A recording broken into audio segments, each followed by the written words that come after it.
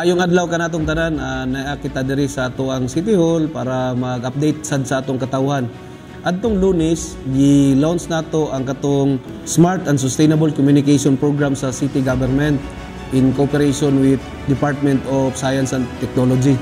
Ang Malaybalay isa sa naka-avail sa maong program diin gitagaan kita og Digitized Emergency Tracking Alert System or GeoPindot Mobile, in which inyo lang i-download sa inyong cellphone dayon fire or accident or any emergency medical, inyo lang ituslok sa inyong cellphone bisan o offline. Sa ingani na pamaagi, mas paspas og dali pagyud ang ato ang responde dayon kung inyo ning i-download naa man ni say need na register mo.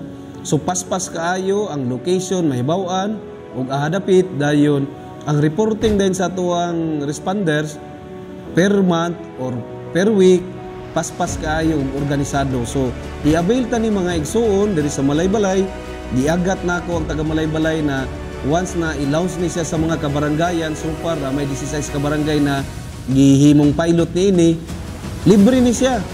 Igo lang nato i-download sa tong smartphone, dayon kung na emergency, dali ra nato ma-access kay kung kabantay ta, bisag ako kabantay ko magbiyahe na makita nato na panghitabo sa dalan, makapuliki pa ta og kuha sa contact numbers nato sa atong cellphone, kani automatic na siya diretso imo lang i-pislit sa imong cellphone kay naka-app man siya, dili na ka maghuna-una pa og unsa na number.